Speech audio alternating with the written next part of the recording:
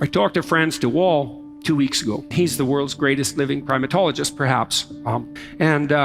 De Waal's work is unbelievably important. It's unbelievably important because he's concentrated on the idea of the alpha male. And you know, we have in popular parlance, we have an idea of the alpha chimp, right? Or the alpha male for that matter. And it's pretty much a postmodern neo-Marxist view of primate sociology.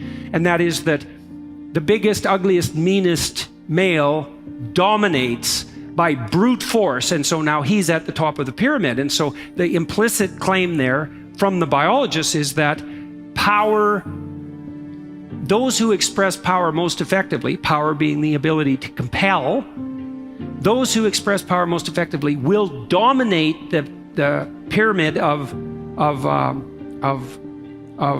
dominance, of social hierarchy, and they'll prevail reproductively. Well, that's pretty gloomy, that idea, you know, but people think, well, that's how you look at the world if you're sensible. It's like, well, Franz de Waal's been studying chimps for 30 years, and that's not true. That is not what happens. He told me flat out that frequently small male can become alpha, especially if he has the support of an influential female. And the small male becomes alpha and has the support of the influential female, not because he expresses arbitrary power, but because he's unbelievably good at mutual reciprocation. And so he has friends, and he does things for his friends, and they do things for him, and they trust each other, and he has lots of friends, which also means he has no enemies, which turns out to be really important because the brute chimps, like the psychopath alphas, they do rule now and then, but they get torn to shreds by their enemies because, you know, they're tough, let's say, and mean, but they have an off day, and two chimps they stomped a week before ally together and tear them, literally tear them into shreds.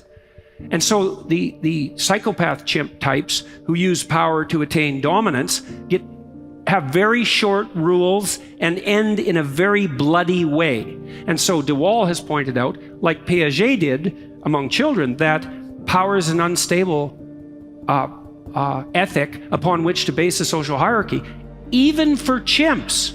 And chimps are male-dominated, they have a patriarchal society, and they're relatively brutal. And it doesn't even work for them. It certainly doesn't work for human beings. So whatever's at the apex of the pyramid, it's not, as the bloody Marxists insist, you know, the raw expression of power and exploitation. Wrong.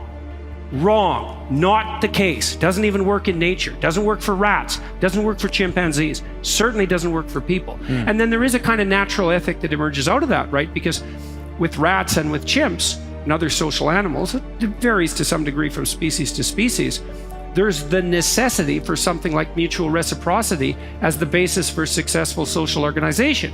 And that's something like treat your neighbor like you would want to be treated. So why work 80 hours a week? Well, men will do it, some men, very few. A handful of hyper-competitive men who are obsessed with hitting the pinnacle of the given dominance hierarchy they're in will happily work 80 hours a week, and they'll forego everything else. Relationships, family, children, way in the second category. And so those men are often very difficult to live with too, because they're so obsessed with their career. It's hard to have a relationship with them. And maybe they don't have much of a relationship with their kids, but they're damn good at what they do. And part of that is they're smart and disciplined, and they'll work non-stop all the time. It's like an obsession. And that's the sort of people who run things. Those are the people who run things. Well, they're often also disagreeable too, because you want to manage people? Really? They're not going to like you. You know, and it's not an easy thing to not be liked. And actually, if you're an agreeable person, and women are more agreeable than men, it's quite painful to be disliked. But if you're in a managerial and executive position, the probability that people are going to like you is quite low. Those positions are very stressful, partly because of the interpersonal dynamics, and they're also incredibly, incredibly competitive. So we've got things backwards in our culture. We're thinking, at least in part, why aren't there more women in positions of power? Wrong question. The right question is, why are there any men at all who want those positions of power? Because it's not just positions of power. You have to be such a knothead to think that. Oh, it's a position of power. It's like, sure, but it's a position of overwhelming responsibility. And if you make mistakes, you're done. Right? It's not like you occupy that position of power and everyone does what they're told all the time and your life is easy. It's like, forget about that. People are on your case to do exactly the right thing all the time, 100% of the time. And maybe you want that and maybe you don't. So what I don't know what people think is these people are all sitting in their offices with their feet up on the desk smoking cigars and oppressing the world. It's like, that isn't how it works. Those people, they work flat out all the time. So, and it's fine if that's what you want, and some people are like that. They're hyper-industrious people, right? From a trait perspective, no matter where you put them. If you put them in a forest with an axe, they just wander around chopping down trees non-stop, right? Because it's built into them. But if you want to have a balanced life, and you should want that, you know, because the other thing you'll find, and this is God's gospel truth, is that the older you get, if you have any sense at all, the more important your family is to you.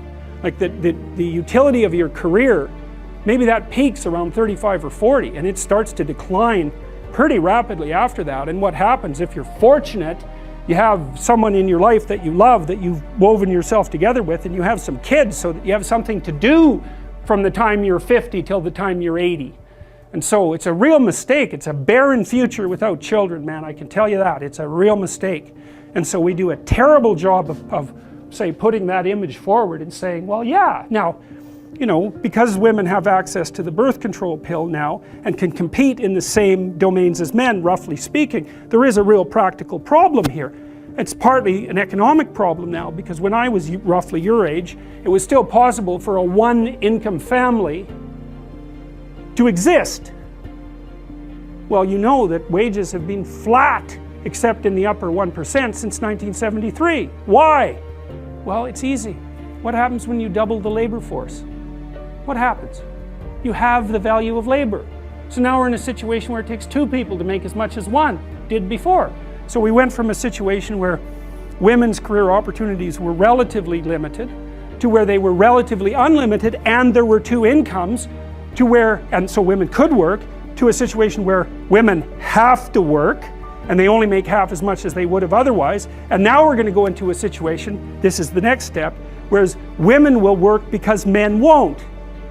And that's what's coming now. So there was an economist article showing that 50% now of boys in school are having trouble with their basic subjects. And you look around you in universities, you can see this happening. I've watched it over decades. I would say 90% of the people in my personality class are now women.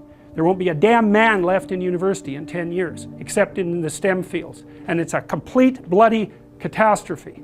And it's a catastrophe for women, because I don't know where the hell you're going to find someone to have to marry and have a family with if this keeps happening.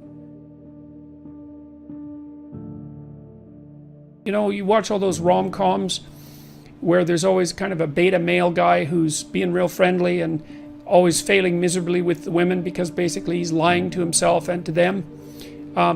He's a persona, and a persona is the face that you show to the world when you're trying to pretend and to convince yourself and others that you're, I would say harmless, but we could say a good person.